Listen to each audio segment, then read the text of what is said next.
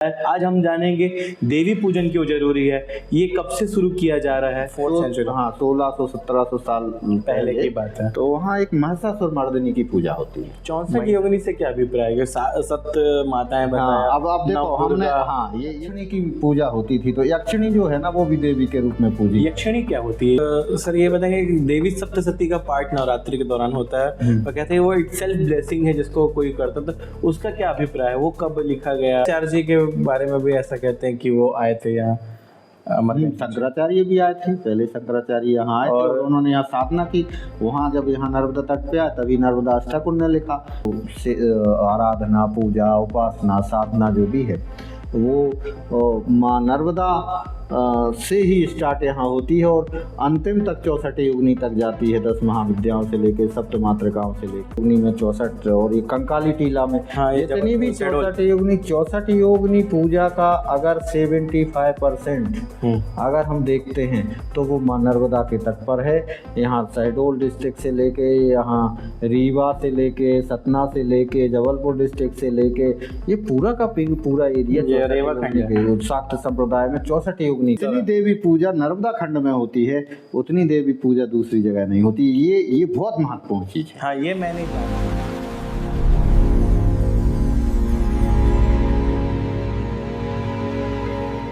नर्मदे हर साथियों, मोहन सर के साथ जो हमने अभूतपूर्व बातें की पुरातत्व पे, नर्मदा जी के ऊपर, नर्मदा जी के पुराने होने, ये सबसे भारत की पहली नदी के होने पर, तो ये बातों को शुरू कंटिन्यू रखने के लिए इन बातों के साथ हम आगे बढ़े और आप लोगों ने जो हमें प्यार दिया, मोहन सर के ज्ञान को जो आपने प्यार दिया, सराहाया, तो हम फिर मोहन सर के पास आए हैं।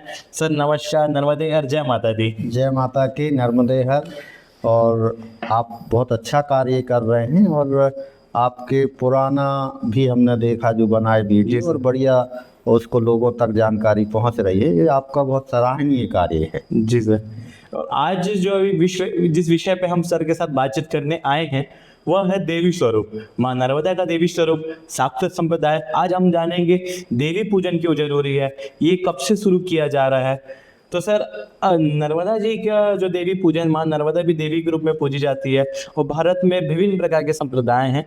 एक शिव वैष्णव, एक शाक्त संप्रदाय का नाम आता है। नवरात्रि भी शुरू होने ही वाली है, तो सर इसके ऊपर प्रकाश डालें और आज हम इस सफ़र पे चलते हैं कि देवी की यात्रा हम आपके साथ चलना चाहेंगे सर। देखिए, सबसे महत्वपूर्ण है कि जब माँ भगवती की बात करते हैं, माँ दुर्गा की बात करते हैं, माँ पार्वती की बात करते हैं, माँ उमा की बात करते हैं, तो हम देखते हैं कि 2 शक्ति बहुत महत्वपूर्ण है और उसमें शिव को जो है ना, शिव की शक्ति के रूप में जाने जाने वाली जो है, जिनको मानते हैं हम सब, वो उमा को मानते हैं। उमा है ना। और भगवान शिव का एक रूप भी देखने को मिलता है, अर्धनारीश्वर, मतलब जितना दोनों को मिला के ही पूर्ण स्वरूप बनता है। मानव जगत में शिव और शक्ति को अगर हम जोड़ें तभी पूर्ण स्वरूप बनता है। और शिव पुराण में देखें तो वहाँ सती का उल्लेख मिलता है और जब पार्वती आराधना करती हैं शिव की पति के रूप में पाने के लिए, तो कठिन साधना करती हैं, उसके बाद फिर वो शादी हो जाती है तो माँ के रूप में जानी जाती है। रामायण में हमें देवी के प्रमाण मिल रहे हैं। भगवान जब राम की शादी होती है तो सीता जो है ना, माता से वर मांगती हैं कि भगवान राम ही धनुष तोड़ लें, ऐसी शक्ति दें। और वो जो है उसका जनक की जो कुल देवी हैं उनका वहाँ उल्लेख मिलता है। दूसरा, मेघनाद देवी की, कुल देवी की, उनकी साधना करते हुए दिखाया जा रहा है। महाभारत में हम देखते हैं, पुराणों में तो बाद में आता ही है, रामायण में और महाभारत में भी मिलता है। तो महाभारत में बहुत महत्वपूर्ण चीज़ जो मिलती है हमको, वो मिल रही है जब योग माया का जन्म होता है। योग माया का जन्म होता है यशोदा के यहाँ। तो वहाँ योग माया यशोदा की पुत्री के रूप में जन्म लेती हैं और ये नंद बाबा कृष्ण को लेके वहाँ जाते हैं। वहाँ से योग माया को लेके आते हैं और जब वो कंस उनको मारता है, फेंकता है, तो वो आकाश में चली जाती हैं और देवी के रूप में प्रकट हो जाती हैं। तो देवी आराधना का ओरिजिनल स्वरूप हमें महाभारत में दिखाई देता है। वो अष्टभुजी देवी जो है ना दिखाई जा रही हैं और वो आकाशवाणी कर रही हैं कि तो मेरे को क्या अच्छा, मारेगा। कृष्ण के जीवन से हमें देवी स्वरूप देवी स्वरूप और देवी, और वो कहती हैं कि जो भगवान विष्णु जो है ना, उनसे कहते हैं कि अब तो योग माया के रूप में जब जा रही हो वहाँ, तो अब आपको जो है पृथ्वी पर ही रहना है और मानव का कल्याण करना है। अच्छा। और विंध्यवासिनी के रूप में आपको जाना जाए। ये उत्तर प्रदेश में भी तुम्हारी जो जो हाँ, आता है, विंध्यवासिनी के रूप में ऐसा कहते हैं वो कि स्वरूप- जागृत शक्ति स्वरूप। तो वो जो है योग माया जो है वही जो है यहाँ आके स्थापित हो जाती हैं। अच्छा। वो देवी के रूप में हमको मिलता है। उसके बाद सर हम देवी रूप में देखें तो मूर्ति कला में भी हमें देखने को मिलता है। उमा महेश्वर की प्रतिमाएं कुषाण शासकों के सिक्कों पर मिलती हैं। अगर हम प्रारंभिक स्वरूप मूर्ति कला में देखें, ये कौन से एरा की है? ये जो है ना 1st सेंचुरी एडी की है, आज से 2000 साल पहले की। वो सिक्कों पर उमा महेश्वर की प्रतिमा कुषाण विदेशी शासकों ने बनाई। ये बहुत महत्वपूर्ण चीज है। अच्छा, हाँ, यहाँ आके विदेशी शासकों ने, तो ये जब बाकी धर्म को जन्म नहीं हुआ उससे पहले की बात है, सनातन युग की बात कह सकते हैं। ये वैष्णव भी था, शैव भी था, साथ साथ शाक्त धर्म के उद्भव की अगर हम बात करें तो मूर्ति कला में हमें दिखाई देता है कुषाण कुषाण पीरियड में। अगर हम भारत के परिदृश्य में मूर्ति कला में देखें तो यक्ष और यक्षिणी की पूजा होती थी। तो यक्षिणी जो है ना वो भी देवी के रूप में पूजी। यक्षिणी क्या होती है? यक्ष और यक्षिणी, भ्रम है। हाँ, यक्ष और यक्षिणियाँ जो है पहले इनको जो है ना ऐसा माना जाता है कि ये अष्ट सिद्धियाँ इनके पास होती थी। स्वरूप बड़ा कर लेना, स्वरूप छोटा कर लेना, तो यक्षिणियों का ये स्वरूप माना जाता है। और एक्चुअली ये ग्राम देवता के रूप में जो है, देवी के रूप में ग्राम देवी, ग्राम देवी है तो यक्षिणी है, और ग्राम देवता है तो यक्ष है। तो ये जो है ना वो जब रामायण में एक उल्लेख मिलता सुंदरकांड में कि हनुमान जी जो है ना जब लंका जलाते हैं तो वहाँ के लोग कहते हैं कि ये आम आदमी नहीं है, या तो देवता है या गंधर्व है या जो है ना यक्ष यक्षिणी है। अच्छा, यक्ष है कोई, ऐसा ये कहा जाता है तो मानने मतलब के लिए। ये जो है ना अपना स्वरूप परिवर्तित कर लेते हैं। क्योंकि इनके पास सिद्धियां, इनकी सिद्धियां आठ सिद्धि नौनिधि के दाता। हाँ, तो वो सिद्धियों के बारे में मिलता है यक्ष यक्षिणियों का। मगर हमें देवी स्वरूप की बात करें तो ये कुषाणों के सिक्कों पर मिल रही है। बाद में फिर गुप्त काल में एक बहुत महत्वपूर्ण फेमस देवी मिलती है। वहाँ 9 देवी नहीं मिलती हैं। अच्छा। वहाँ एक देवी मिलती है जिसकी खूब पूजा होती है गुप्त काल में, आज से 4th सेंचुरी एडी में। 4th सेंचुरी, हाँ, 1600-1700 साल पहले की बात है। तो वहाँ एक महिषासुर मर्दिनी की पूजा होती है, महिषासुर मर्दिनी की। और महिषासुर मर्दिनी से फिर धीरे धीरे वहाँ देवियों की पूजा शुरू होती है। वहाँ फिर अर्धनारीश्वर की भी पूजा देखने को मिलती है। शिव के साथ शक्ति की पूजा भी हो रही है।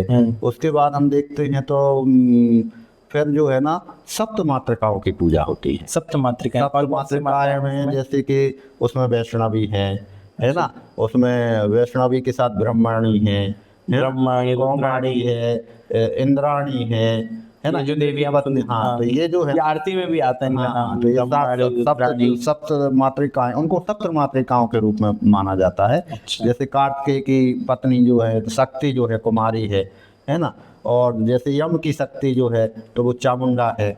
अच्छा, चामुंडेश्वरी माता। चामुंड तो वो यहाँ पर वो शमशान की देवी भी मानी जाती है चामुंडा।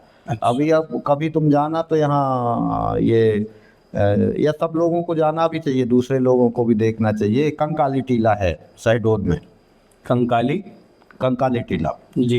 इस कल्चुरी पीरियड की और इस क्षेत्र की सबसे सिद्ध पीठ भी है और सबसे सुंदर चामुंडा की प्रतिमा वहाँ है और सिद्ध प्रतिमा है।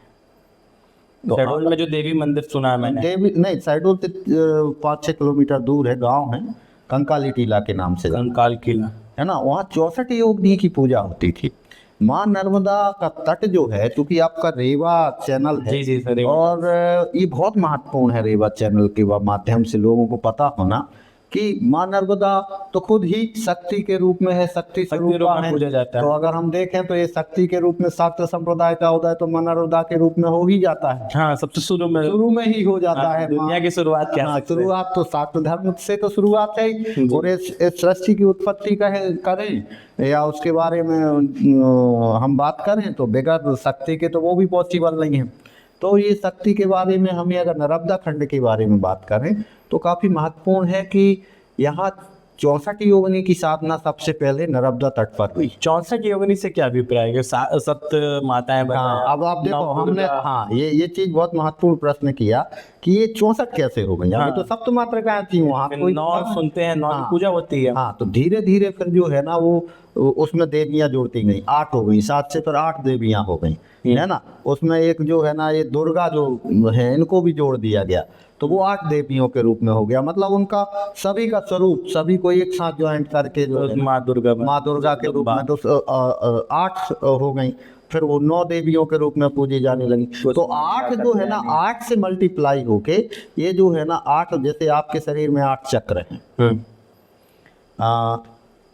8 पहले 7 का सिस्टम मिलता है, तो 7 चक्र, मगर 7 नहीं है, वो 8 चक्र है। वो एक सहस्त्र चक्र। वो उसके ऊपर भी रहता है ना।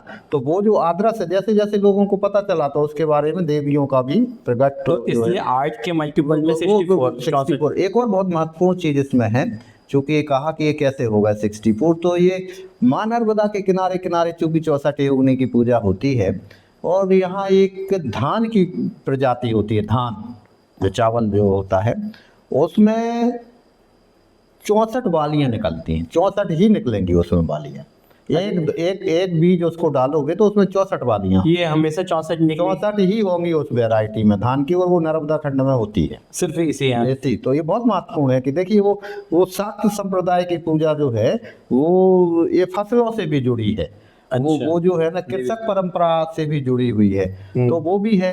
और दूसरा जो है ना 64 देवियों को जो है अगर हम देखें तो उसमें ज्वाइंट करके बनाया गया है। कहीं पक्षियों का मोह जो है ना है लगा दिया है, कहीं जो है ना पशुओं का लगा दिया, जैसे हाथी का लगा दिया है, कहीं जो है ना तो हाथी का सिर है और शरीर देवी का है। ऐसी भी बहुत सारी ज्वाइंट प्रतिमाएं हमको यहाँ मिलती हैं। उसके पीछे माना जाता है कि ये जो शाक्त संप्रदाय की साधना लोग करते थे और वो इसलिए ऐसी बनाई जाती थी, उनके नाम भी नीचे लिखे हैं, मगर सेम प्रतिमा होगी तो यहाँ कंकाली टीला में दूसरा नाम होगा, 64 योगिनी में जबलपुर में दूसरा है। हाँ, है सेम प्रतिमा। उसका कारण ये था कि वो शाक्त संप्रदाय में 64 योगिनी उपासना में माना जाता किसी देवी के बारे में, किसी देवी के वो जो नाम है ना वो ऐसे नहीं किया जाता कि वो एक ही देवी है, वो गुप्त रखा जाता है। वो गुप्त साधनाएं हैं एक्चुअली, देवी की साधनाएं जो है ना वो गुप्त साधना। हाँ देखिए, डर कभी रहता देवी साधना, डर तो वो अलग है, मगर एक जो एक सिस्टम है अगर सात संप्रदाय का देखें तो वो है। अब जैसे कि उसमें गंगा भी है 64 योगिनी में, उसमें यमुना भी है, उसमें नर्मदा भी है 64 योगिनी में। मतलब वो एक सप्त मात्रकाएं भी उसमें जुड़ी हुई है। मतलब माँ नर्मदा भी योगिनी भी है। हाँ, योगिनी है, योगिनी के रूप में भी है। अगर आपको कभी देखना है या कोई जो चैनल आपका आप चलाएंगे तो उसमें अगर कोई देखना चाहे तो ये कमानिया गेट जबलपुर में है, वहाँ 64 योगिनी के रूप में जो भेड़ा घाट में प्रतिमा थी, वहाँ के लोकल लोगों का मानना है, कहते हैं कि वहाँ का एक परिवार वहाँ से उठा के ले आया और वहाँ स्थापित कर दी। वो माँ नर्मदा की प्रतिमा है। अब माँ नर्मदा की प्रतिमा एक अपने उद्गम कुंड में है, अमर है ना, उसका क्या रहस्य? अब क्या है कि देखिए इनका क्या एक आइकनोग्राफी होती है, इनका एक पहचान होती है कि हम कैसे कहें कि ये माँ नर्मदा है, क्योंकि इनका वाहन भी वो मगर है और गंगा का वाहन भी मगर है, सत्य है ना। तो अब 2 मूर्तियां रहेंगी तो कैसे पहचानोगे?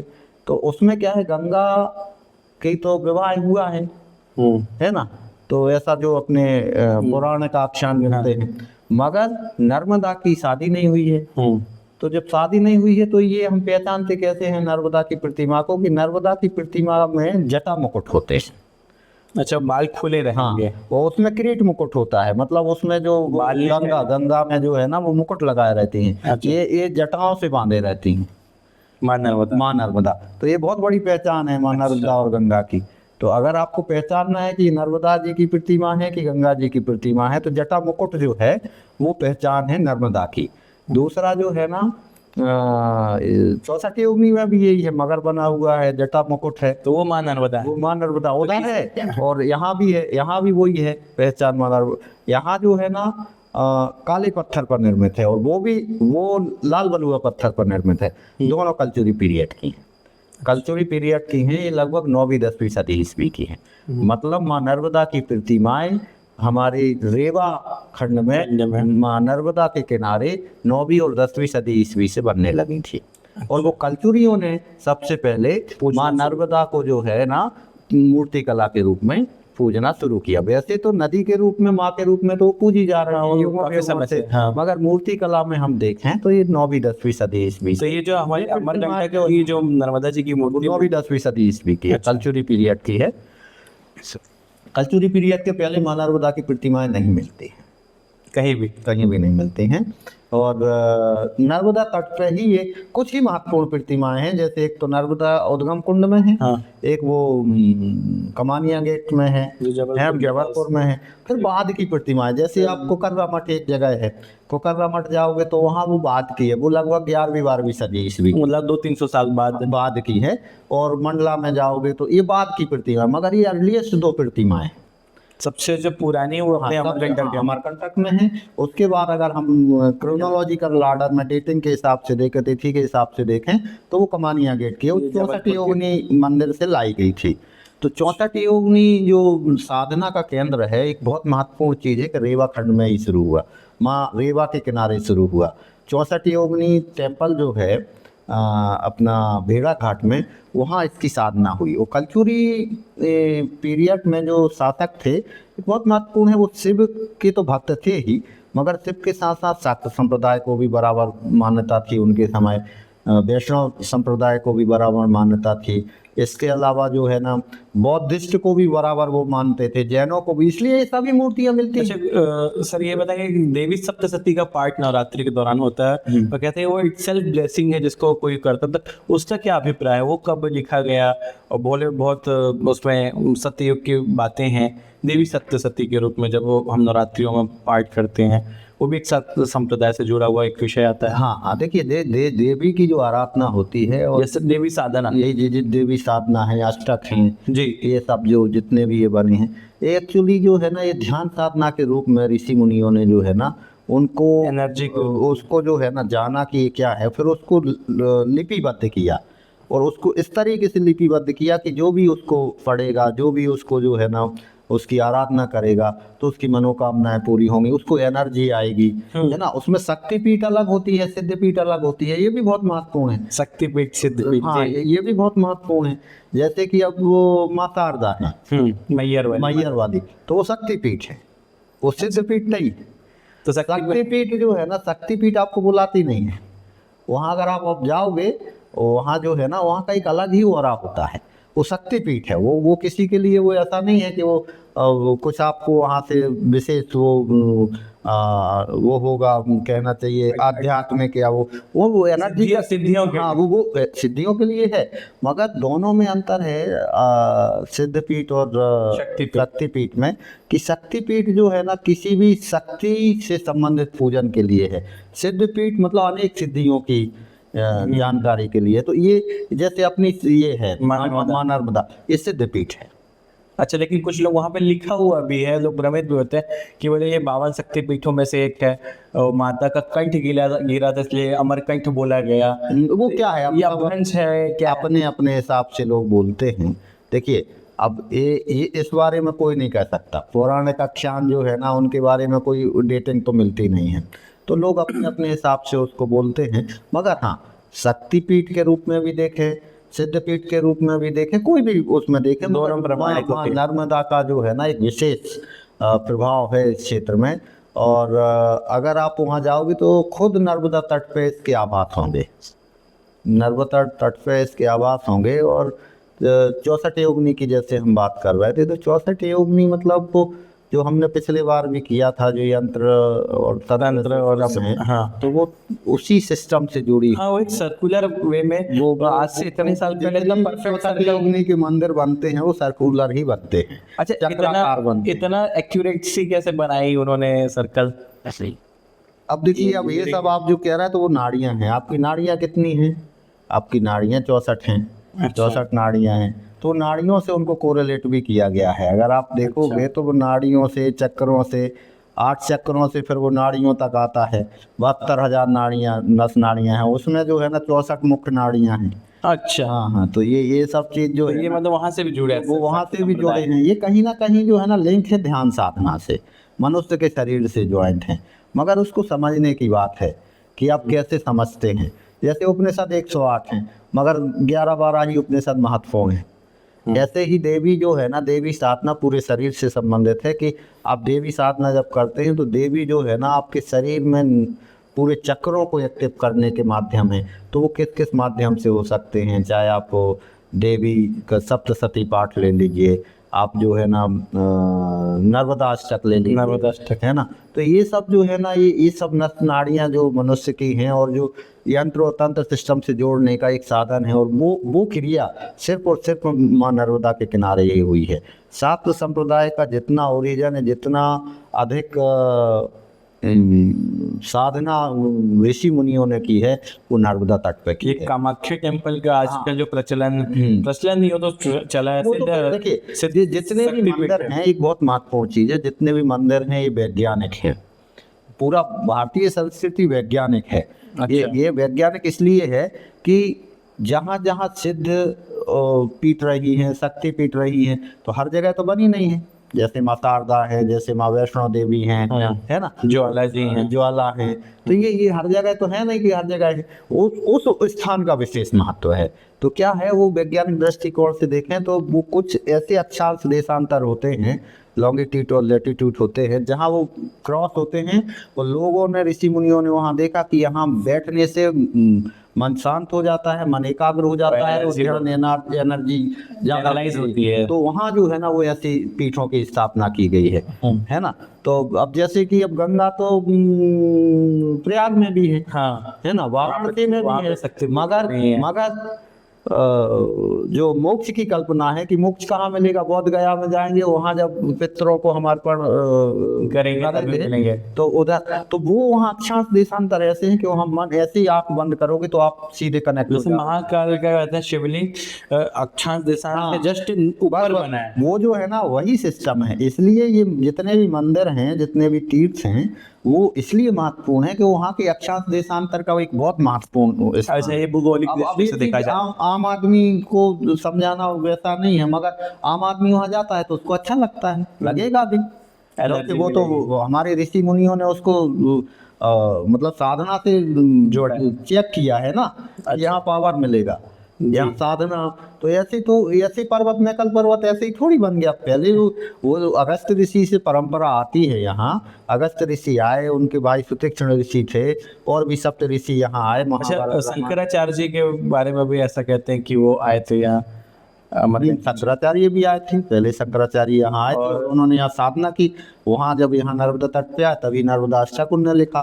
तो ये शाक्त संप्रदाय का भी उन्होंने प्रचार प्रसार किया, है ना, और उसके बारे में खुद जाना और उन्होंने साधना किया। और मुझे पता चला कि राजा बलि ने भी नर्मदा जल से अपना कुछ आचमन या पूजा कराई थी। ये चीज जो है ना, ये तो प्राचीन काल से जो है ना, ये महत्वपूर्ण जो नदियाँ हैं, गंगा है, यमुना है, कावेरी है, सिंधु है, नर्मदा है, एक सरस्वती है जो लुप्त है। हाँ, तो ये 7 नदियों को महत्वपूर्ण बताया गया है।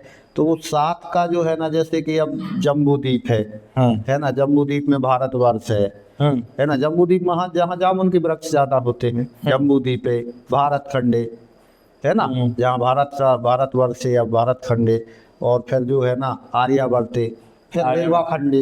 अच्छा, रेवा खंडे बोला जाता है, रेवा खंडे बोला जाता है। सत्यनारायण भगवान की कथा जब आप सुनोगे तो रेवा खंडे बोला जाता है। अच्छा, है ना। तो रेवा खंडे मतलब ये भी जो परंपरा है, रेवा खंड किसको कहते हैं? माँ रेवा के 12 किलोमीटर उस तरफ और 12 किलोमीटर इस तरफ, दोनों तटों पर। अच्छा, वो रेवा खंड है। क्योंकि आपका चैनल भी रेवा टॉक्स है। तो रेवा खंड है क्या जी? रेवा खंड की एक वो है, परिधि है, वो 12 किलोमीटर है, मतलब दोनों साइड में। तो आप 12 किलोमीटर की दोनों रेंज में जब कहीं घूमेंगे तो वो आपकी परिक्रमा होती है। इसलिए तो वो रोड से भी लोग चलते हैं। हाँ, रोड से भी जाते हैं। उसका कारण वही है कि वो रेंज उनकी 12 किलोमीटर। अच्छा, किसी ने मुझे बोला कि नदी के सामने चलना है, तो बोला तो कुछ जगह असंभव, बोले नहीं फिर आप वापस आ जाइए। नहीं, वो भी है। देखिए, दोनों चीजें हैं। माँ नर्मदा की अगर आप परिक्रमा कर रहे हैं तो तट पे जाएंगे और किनारे किनारे चलेंगे तो उसके विशेष प्रभाव है। अच्छा, आप जो है ना, आप जाके देख लो, आप जो है ना यहाँ से अमरकंटक से शुरू करके और डिंडोरी तक ही जाओ, ठीक है ना। अभी आप कल गए थे हाँ हाँ, हम लोग अभी गए थे, तो आप जाके देखो वहां तक जाओ। और सिर्फ अभी तो हम दक्षिण तट पे गए थे, उत्तर तट तो गए नहीं, तो उतने ही में लगेगा कि अरे हमने तो नर्मदा परिक्रमा कर ली, ये आभास आपको इतने में होने लगेगा।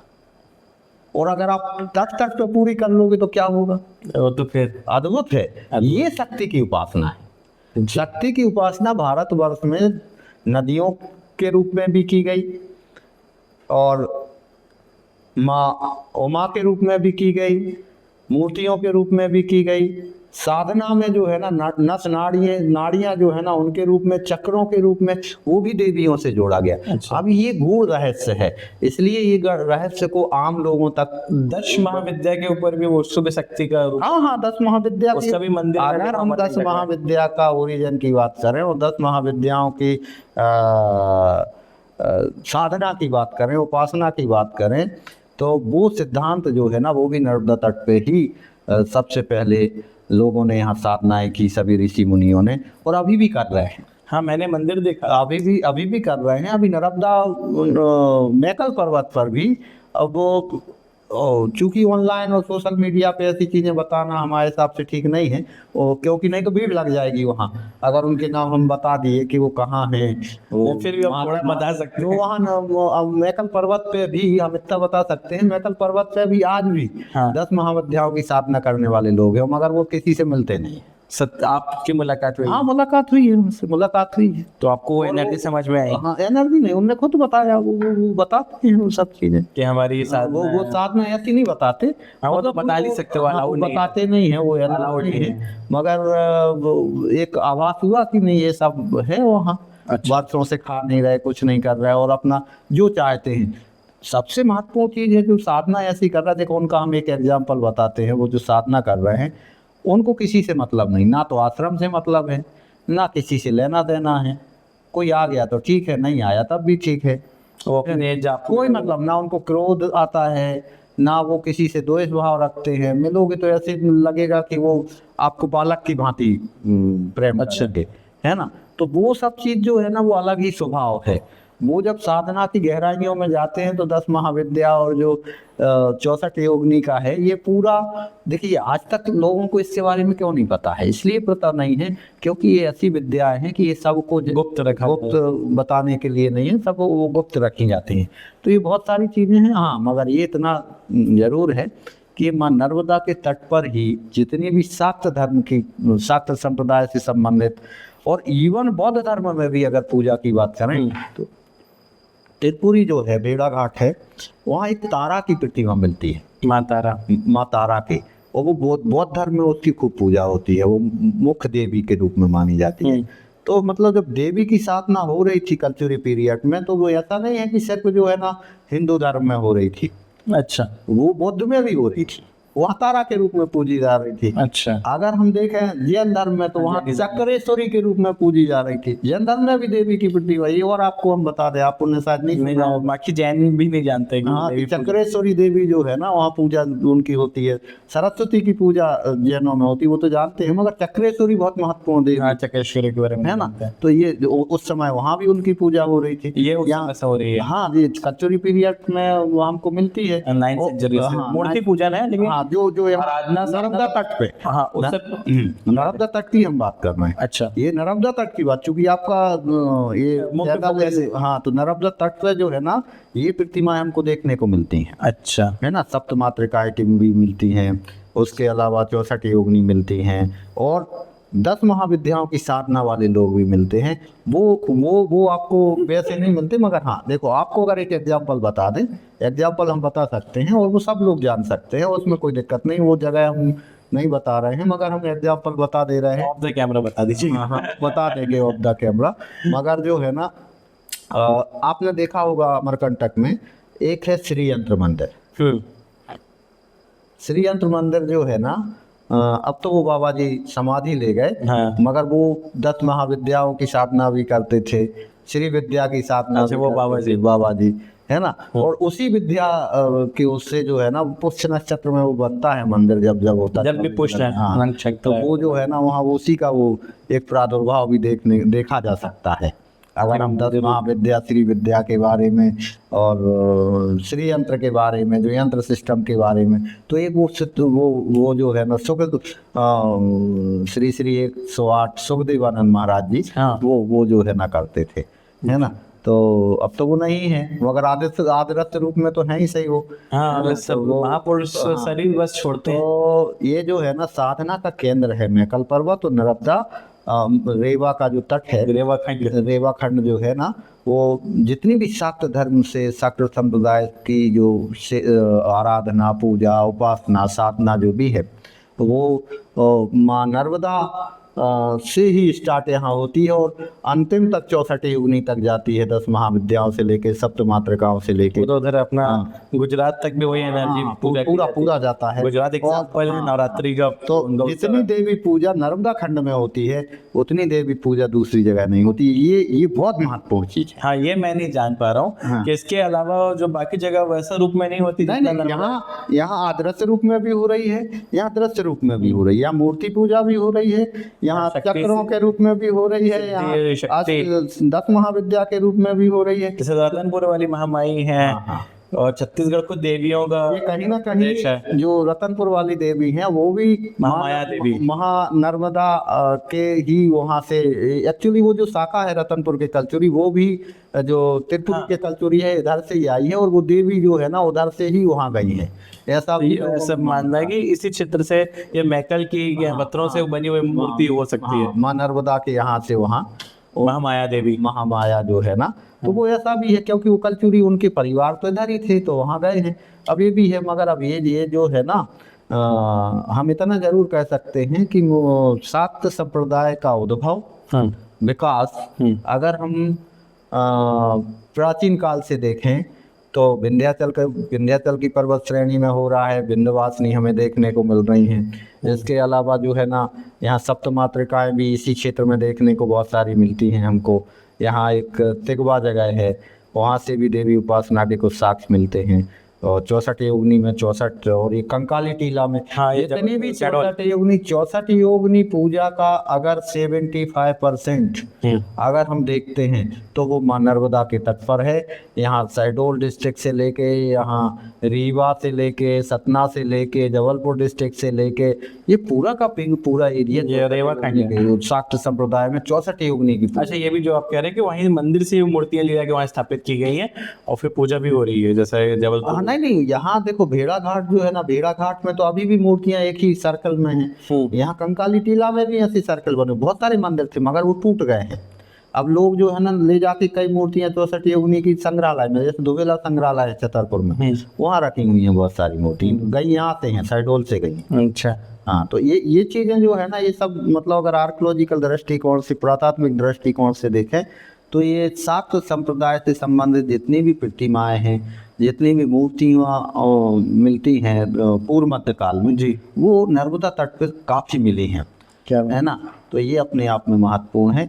और भी मिलती हैं, पूरे भारतवर्ष में मिलती है। जैसे अगर बड़े मंदिर देखें तो माँ देवी कामाख्या हैं, वैष्णो देवी हैं, दक्षिण में भी आप चामुंडा देवी हैं, दक्षिण में भी आप देखते हो महिषासुरमर्दिनी, बहुत सारी, मगर ज्यादा प्रतिमाएं, ज्यादा साधना श्रीलंका में भी मिलती है। वो तो पूरे वो है, विश्व लेवल से भी हम देखें तो है, मगर यहाँ साधना का स्तर माँ नर्मदा के किनारे शाक्त संप्रदाय का अलग रहा है, और ये बहुत ही महत्वपूर्ण है जो ये जानने के लिए है। और इसका अगर प्रमाण देखना है तो माँ नर्मदा के तट पर जाइए।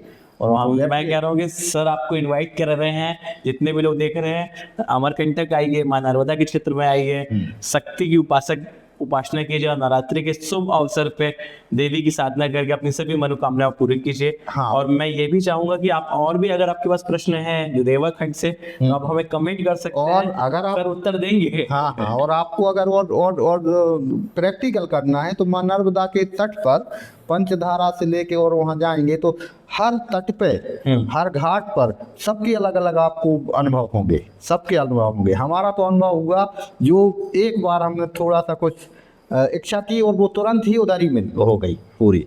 और जहाँ हाँ, तो ये चीज जो है ना, ये तो मैंने भी अनुभव किया है कि देवी वहाँ पे छोटी इच्छा भी तुरंत पूरी होती है। छोटी से छोटी एक, हाँ, तो ये जो है ना ये पावर है शाक्त शाक्त धर्म ये संप्रदाय देवी का।